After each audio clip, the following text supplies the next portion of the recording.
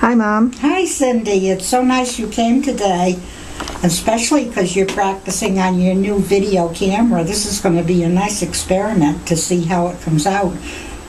Oh, yeah, I'm excited about it. Yes, well, of course, when I had 6 children, you don't paint during those years, but finally I wanted to paint, and I thought I wanted to do watercolors, so I went to Mr. Ballou, some lessons there, but I got tired of that, so I shifted.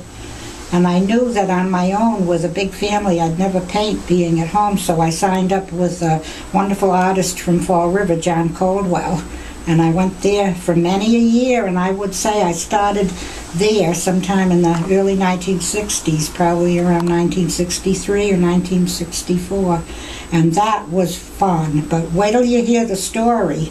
I hadn't used my oil paints since I was at School of Design way back in 1941, 42. That up because that's what he does with a new student, and I still have that painting somewhere, although I never put it in a frame. So I started to paint, and the brushes would just not work.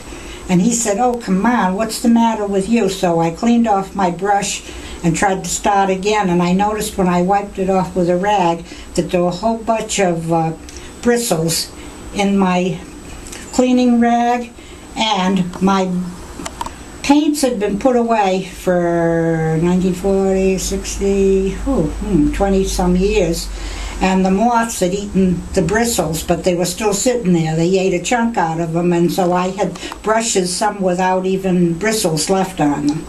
So he didn't know what to do because I didn't have new brushes there. So he gave me his very favorite, and loaned it to me, his very favorite skinny palette knife. And it was so flexible like this. You could push it up and down and do things with it. And I loved it just to start out like that because I knew I didn't have to wash a brush. I didn't have to get out some turpentine and do this and that.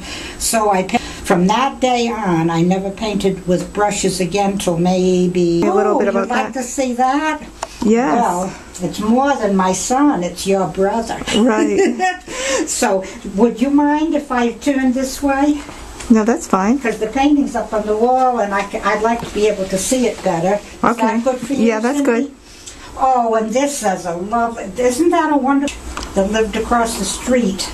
Their family that summer had never gone away, but this year they bought a trailer, pop-up trailer where you can pop it up and it has the tent or something right on it, and they went away for a 2 weeks vacation. And Chris's great companion was Mark, right from across the street, and he's sitting there on the top of where was the well, the rock that was on top of the well, and the driveway's in the back, looking over to Mark's house, sadly thinking, when is Mark going to come home so we can play baseball? Now, if you notice, I had so much fun painting Chris's sneakers because we had the brook, of course, at the foot of the ledge that trailed through our yard, and Chris could wear out sneakers faster than anybody, but just look at them. They're nice and dark, and they're nice and muddy, and they've been through the brooks and with the stony bottoms to the brooks, and he's climbed the ledges and been out in the woods, and he's got his torn jeans on and his baseball in his hand. Look how his hand is with the holding the ball. I loved painting that. And he couldn't sit there the whole time I did it, so I actually painted that painting and finished it up with detail from a little black and white snapshot. Can you see that? About 3.5 and 2.5 inches wide, maybe. But I had established the colors, and I enjoyed doing that, and I'm so happy I've got it. And of course, nobody else except Chris will inherit that someday. And I guess I fell in love with my own paintings because they're kind of a history of my likes and desires.